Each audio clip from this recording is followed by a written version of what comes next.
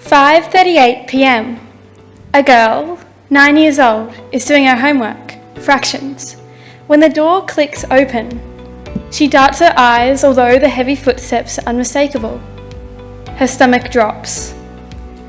5:43 p.m. Frozen with focus, she listens attentively.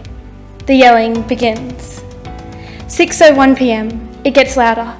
She tries to focus. 1/2 + 1/4 equals. But glass shatters. She forgets the homework. 7:04 p.m. There's a heavy thud. Her little brother, teary-eyed, asks if they will have to leave tonight. She doesn't know. 7:35 p.m. She no longer hears yelling, instead quiet sobs and whispers of ingenuine apologies. The night's events are over.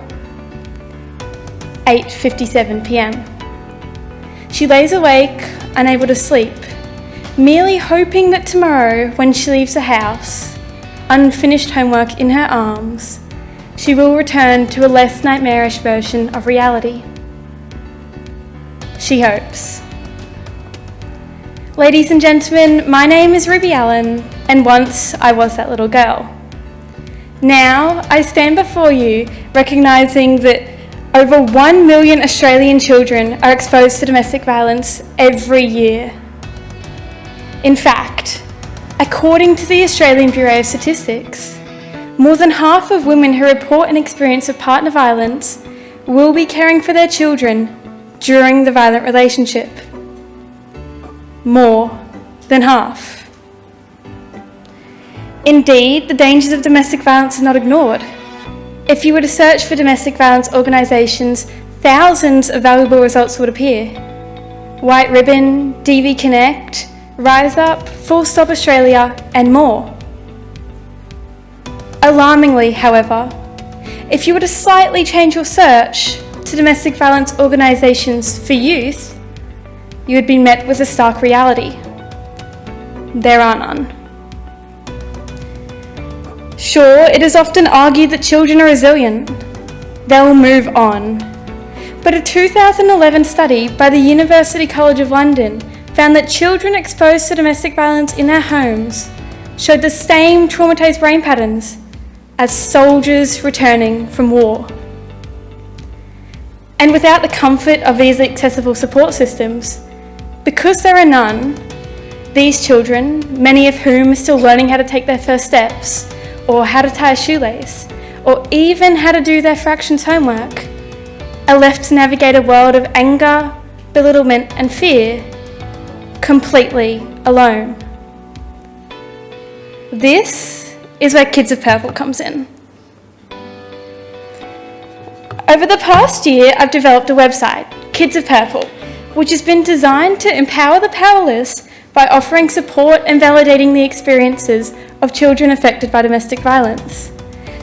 The website features youth-friendly information surrounding abusive relationships, the law, types of abuse, what healthy relationships look like, Australian services, helplines available, and more. As a young person, I know how daunting it can feel to reach out for help, and it is so easy to simply give up if Google doesn't immediately produce the perfect result. I am no stranger to that. But being online and accessible 24/7, Kids of Purple presents the opportunity for young people, who largely are unable to rely on parental support, to seek a plethora of information at any time, in any place, stigma-free. Domestic violence does not discriminate against age. Kids of Purple does not either. What I've created, however, is only the beginning.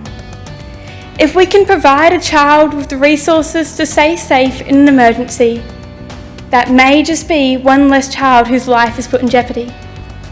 If we can connect a young person to a trained youth worker or domestic violence specialist via a live chat feature, that may just be one less child who engages in self-destructive behaviour. If we can break down the intergenerational trauma around domestic violence by giving youth a voice to share their experiences, that may just be one less child who will grow up remaining silenced. Imagine how we could impact the domestic violence crisis if a service like Kids of Purple reached thousands of Australian children. Change is possible. We as a society have simply spent far too long assuming these unheard of individuals will grow up healthy and happy, even when their nervous systems have been permanently rewired to work in overdrive. Even when they are 5 times more likely than the average juvenile to receive treatment for mental illnesses before they turn 18. Even when they, once innocent, no longer dream of growing up to be princesses or knights or superheroes, only of feeling safe. My name is Ruby Allen, and once I was that little girl with her unfinished homework. Now I stand before you and compel you to realise that if we truly want to break the cycle, we need to start supporting the only ones who have the power to end it: youth. Thank you.